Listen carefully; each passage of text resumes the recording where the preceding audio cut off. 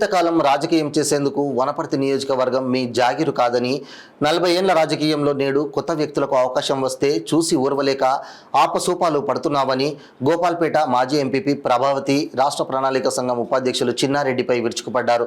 వనపర్తి పట్టణంలో తరుణి ఫంక్షన్ హాల్లో నిర్వహించిన పత్రికా సమావేశంలో గోపాల్పేట మాజీ ఎంపీపీ ప్రభావతి మాట్లాడుతూ శవాలపై చిల్లరేరుకొని తినే సత్యశీలారెడ్డికి రాజకీయ భిక్ష పెట్టానని విమర్శించడంపై ఆమె తీవ్ర స్థాయిలో ధ్వజమెత్తారు.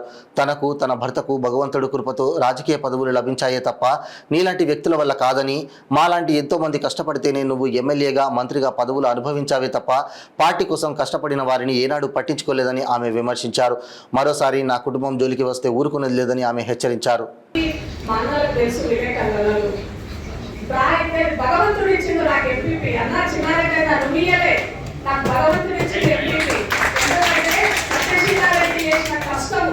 ఆ రోజు ఆ మండలంలో జనార్దన్ రెడ్డి గారి ఆధ్వర్యంలో విపరీతమైన తెలుగుదేశం పార్టీకి అది ఎట్లా ఉందంటే ఒక కంచుకోట అనుకోండి.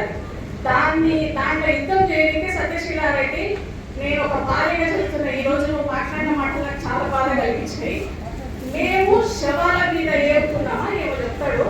శవాల మీద పైసలు అన్న ఒక ఆడపిల్లని చెప్తున్నా నేను. శవాల మీద పైసలు ఏరుకునే కుటుంబం కాదు నాది. ఈ రోజు నా ఇంటికి నా తింటారు. నీ ఎప్పటి తిరిగితే నీళ్ళు అయిపోండి, చాలా అయిపోండి. కండువలి అని అడిగితే 30 కండువలు ఇచ్చిన సత్యశీలారెడ్డి సరిపోలేదు. నీకు మాటలు పడిగేది రాని నేను దొరకపోయినా నా బట్టలు 50 టోపీలు ఇచ్చినా కదా, 10 టీషర్ట్లు ఇచ్చినా కదా. నీ ఎప్పటి తిరిగి నా పెద్దలు నా తాతలు ఇచ్చిన ఆస్తులు నా భర్త అమ్ముకున్నాడు. మేము కాళ్ళ తిరిగి రాజకీయం చేస్తే లాస్ట్ నేను ఎంపీపీ వాళ్ళకి నా కాళ్ళ మేము బయట మీద తిరిగినాం.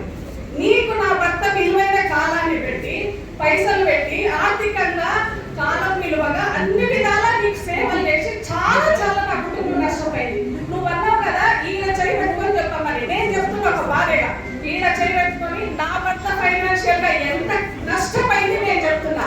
అది నీ నుంచి పర్టికులర్ గా చిన్నారెడ్డి నుంచి నాకు మళ్ళా ఎప్పుడు చెప్పాలి నా కసిని ఎప్పుడు ఎలా వసుకోవాలనుకున్నా ఇప్పుడు నాకు ఇచ్చినవన్నా. ఇప్పుడు నేను నిజంగా నీకు నమస్తే చెప్తున్నా. ఎందుకంటే నాకు ఈ అవకాశం ఇచ్చినావు. నా భర్త కాలాన్ని పైసలను అన్ని విధాలుగా నాశనం చేసినాం. గోపాల్పేటలో నా భర్త మార్కెట్ యార్డ్ పెడితే ఏది కొలకపాటు తీసుకుపోయినావంటవా? నాకు 100 ఎకరాల పొలాలు ఉన్నాయా? వరిధాన్యం మండించుకుంటే ఆరవోసుకోనికే నా ఊరికి తీసుకోమనికే నీలాగా భూసాంతం కాదు. మాకు వచ్చిన 6-7 ఎకరాలు మా సర్పంచ్కి వెళ్ళిపోగానే అమ్ముకున్నాం మేము. మళ్ళీ మీరెందుకు అమ్ముకోరు రాజకీయం చేస్తే? మీ 10 ఎకరాలేమో 10 ఎకరాలేంది. మాలాంటి చిన్న చిన్న సర్పంచ్లు ఎంపీలు చేస్తున్నాము 7 ఎకరాలు కొత్తగా అమ్ముకుంటాం. ఎందుకన్నా తేడా? మీకు మాకేంది తేడా? నాకు అర్థం కాదు.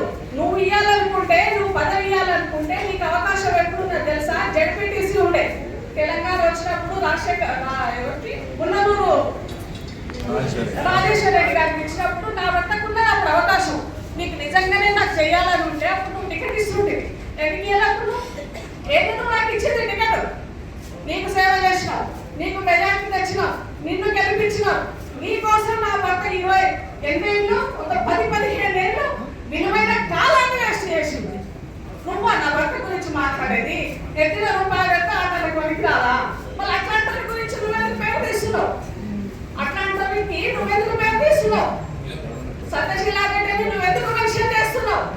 నువ్వు కుటుంబాలు కానీ పేరు కానీ వ్యక్తిగత దూషణకు వస్తావా? ఈ రోజు నుంచి మానుకుంటావు.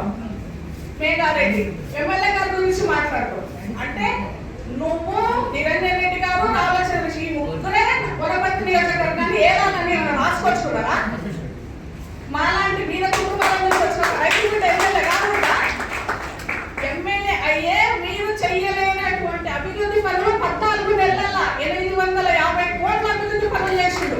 ఆ ఎమ్మెల్యే మీలాగా ఇంకా పెద్ద పెద్ద పదవులలో ఉంటే ఇలా వనపర్తి జిల్లాను ఇంకా ఎక్కడికో తీసుకుపోతాడు. ఆయన గొప్పతనం చూసి ఆయన కష్టపడే తత్వం చూసి అది ఓడ్చుకోలేకపోతున్నాడు. ఏమన్నా నీకు ఆయుష 70-80 ఏళ్ళు వచ్చినాయి, నడవ శాత